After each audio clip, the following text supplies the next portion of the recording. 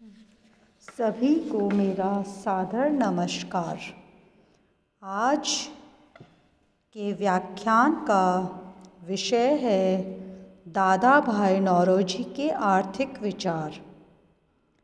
यह व्याख्यान पूर्व के लेक्चर से प्रारंभ हो चुका था, जिसमें हमने दादा भाई नौरोजी के गरीबी संबंधी विचार या भारत में निर्धनता संबंधी विचार और निकासी संबंधी विचारों का अध्ययन कर लिया था।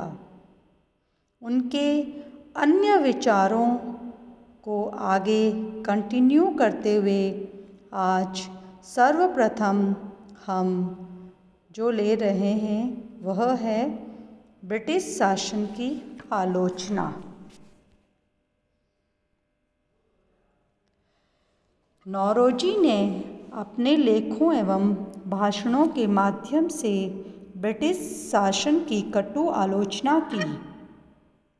ब्रिटिश संसद में अपने भाषण में उन्होंने बताया कि ईस्ट इंडिया कंपनी देश के अंदर व्यापार को नष्ट कर रही है और भारतीयों को अपना उचित स्थान भी नहीं दे रही है। नौरोजी का विश्वास था कि ब्रिटिश सरकार भारत के शरीर पर पिछले आक्रमणकारियों ने जो घाव लगाए थे उन्हें और भी गहरा कर रहे हैं। उन्होंने यह सिद्ध किया कि भारत का संकट प्राकृतिक विपदाओं का परिणाम नहीं वरन अंग्रेजों के भारत विरोधी नीति का परिणाम है। उन्होंने यह निष्कर्ष निकाला कि यदि ब्रिटिश काल में भारत ने कोई प्रोग्रेस नहीं की तो अंग्रेजों को भारत में रहने का कोई औचित्य नहीं है। नौरोजी ने भारत की निर्धनता का कारण ब्रिटिश सरकार को ही बताया और निर्धनता को दूर करने के लिए कुछ सुझाव दिए। भारत और इंग्लैंड दोनों देशों के काम करने वाले कर्मचारियों का वेतन संबंधित देश से ही किया जाना चाहिए।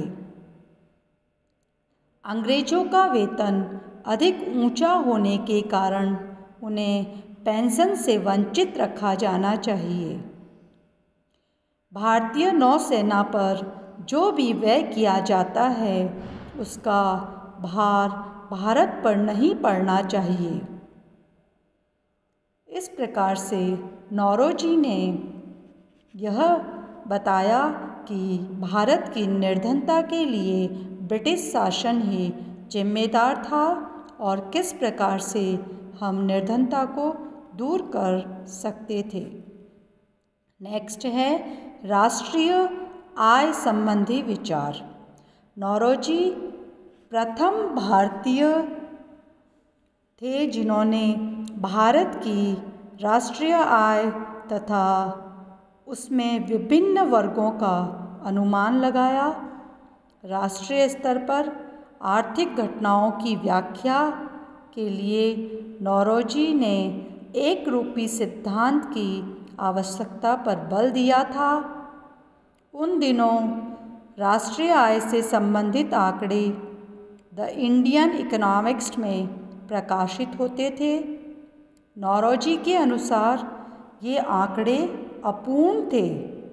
उनके अनुसार सही स्थिति वह होती है जब कुल वास्तविक वार्षिक आय, प्रति व्यक्ति आय और अच्छे प्रकार से काम करने की स्थिति में रहने के लिए श्रमिकों की आवश्यकताओं की वास्तविक गणना की जाए। नौरोजी ने बम्बई प्रेसिडेंसी में भारत की 1867-68 में राष्ट्रीय आय 3.4 अरब रुपए बताई थी और प्रति व्यक्ति आय 20 रुपये बताई थी। उन्होंने यह भी बताया कि साधारण भारतीयों की न्यूनतम आवश्यकताओं को पूरा करने के लिए 34 रुपये की आवश्यकता थी। इन आंकड़ों के द्वारा उन्होंने यह सिद्ध किया कि धनी और मध्य वर्ग के व्यक्तियों को राष्ट्रीय आय का बहुत बड़ा भाग प्राप्त हो रहा था और निर्धन जनता को आधारभूत आवश्यकताओं की पूर्ति भर के लिए भी पर्याप्त आय प्राप्त नहीं हो रही थी। अपनी गणना में नौरोजी ने कृषि उत्पत्ति तथा उद्योगों की उत्पत्ति के मूल्य को सभी व्यक्तियों के लिए बराबर अनुपात में विभाजित किया और इस बात की और कोई ध्यान नहीं दिया कि कृषि उद्योग तथा अन्य व्यवसायों में जो व्यक्ति काम कर रहे थे उनकी वास्तविक संख्या भिन्न भिन्न थी। इंडिया ऑफिस के एक कर्मचारी डैनवर्स ने इस बात के लिए नौरोजी की आलोचना भी की। नौरोजी ने देश के कुल उत्पादन की गणना करते समय केवल सेवाओं के मूल्य को ही सम्मिलित किया था। डॉक्टर राव ने भी नौरोजी की इस विधि की आलोचना की। उनके अनुसार नौरोजी का राष्ट्रीय आय संबंधित विचार प्रकृतिवादियों की आय की भौतिकता संबंधी विचार पर आधारित था। उनके अनुसार राष्ट्रीय आय की गणना करते समय 3 बातों का ध्यान रखा जाना चाहिए। पहला, भारत की कुल वास्तविक भौतिक वार्षिक आय कितनी है? सभी वर्ग के लोगों की न्यूनतम आवश्यकता एवं साधारण आवश्यकता क्या है? भारत की आय इन आवश्यकताओं के बराबर है या कम है या अधिक? कई स्थानों पर नौरोजी के विचार गद्यात्मक प्रतीत होते हैं। ब्रिटिश संसद में उन्होंने अपने एक भाषण में वास्तव में किसी देश के आर्थिक विकास में अंतर्राष्ट्रीय प्रभावों से संबंधित सिद्धांत की संपूर्ण व्याख्या भी की थी। उनके अनुसार औद्योगिक दृष्टि से संपन्न राष्ट्रों का हित इसी में है कि वे पिछड़े राष्ट्रों की सहायता करें।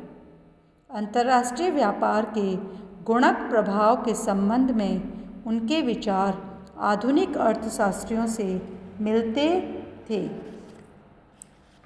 नौरोजी ने जो नेक्स्ट विचार दिया है वह है सार्वजनिक ऋण से संबंधित। ब्रिटिश हितों को दृष्टिगत रखते हुए पहले ईस्ट इंडिया कंपनी व फिर 1857 के बाद ब्रिटिश सरकार सार्वजनिक ऋण लेती थी। ये ऋण ऊंची ब्याज दर पर लिए जाते थे। इन सार्वजनिक ऋणों पर प्राप्त होने वाला ब्याज व लाभांश निकासी के एक स्रोत के रूप में ब्रिटेन पहुंचते थे। इस प्रकार से सार्वजनिक ऋण के द्वारा भी जो निकासी थी वह होती थी। Political independence is only method of regulating economic drain। 20वीं सदी के प्रारंभ होते ही नौरोजी निकासी रोकने का एकमात्र उपाय स्वशासन को बताते थे। इस प्रकार से आज हमने दादा भाई नौरोजी के ब्रिटिश शासन की आलोचना, राष्ट्रीय आय और सार्वजनिक ऋण संबंधी विचारों का अध्ययन किया है। उनके अन्य विचारों का अध्ययन अगले व्याख्यान में कंटिन्यू करेंगे। Thank you.